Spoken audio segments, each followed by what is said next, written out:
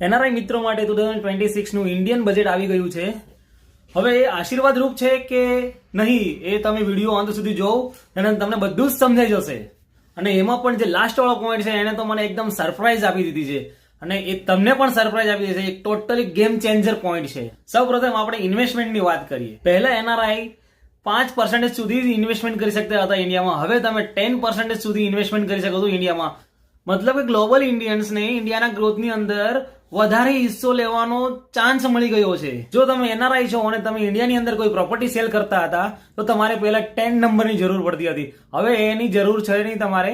હવે તમે પેન નંબરથી જ એ ટ્રાન્ઝેક્શન કરી શકો છો. અને ત્રીજો પોઈન્ટ જે બધા જ એનઆરઆઈ માટે એકદમ સારા સમાચાર છે. માનો કે તમે કોઈ કારણોસર ઇન્ડિયાની અંદર ફરીથી શિફ્ટ થાવ છો અને તમે તમારી જે ફોરેન પ્રોપર્ટી છે એ તમે ડિક્લેર નથી કરી. હવે તમારી પાસે 6 મહિના સુધીનો ટાઈમ છે. આરામથી ડિક્લેર કરો, ટેક્સ ભરો, નો પેનલ્ટી, નો પ્રોસિક્યુશન. બેઝિકલી ફરીથી ઇન્ડિયા આવો ડર્યા વગર. લાસ્ટ અને સૌથી મોટો ચેન્જ, પહેલા તમે મેડિકલ ખર્ચ અથવા એજ્યુકેશન ખર્ચ માટે પૈસા મોકલતા અથવા રૂપિયા મોકલતા તો તમારે 5% સુધીનો ટીડીએસ કપાશે. હવે તે 2% જ કપાશે.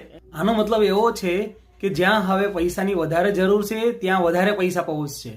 આ ઘણો મોટો બદલાવ છે અને આ એક રિલીફની સાઇન છે. આ બધું જ 1 ફેબ્રુઆરી 2026 ના બજેટમાં આવ્યું છે. આ ખાલી નંબર નથી પણ આ ઘણો મોટો બદલાવ છે અને ઘણા મોટા સમાચાર છે. ઇન્ડિયા ચાહે છે કે તમે ઇન્ડિયાની અંદર ઇન્વેસ્ટ કરો, કનેક્ટ રહો અને તમારા માટે જે પ્રોસેસ છે એ પણ સરળ રહે. અને હા મિત્રો, મને કહેજો કે તમારા માટે કયો પોઈન્ટ સૌથી વધારે મહત્વનો છે અને ગેમ ચેન્જર સાબિત થશે. અને મિત્રો, તમને આ ઇન્ફોર્મેશન સારી લાગી હોય તો મને ફોલો કરી લેજો અને લાઈક કરી દેજો વિડીયોને. Thank you.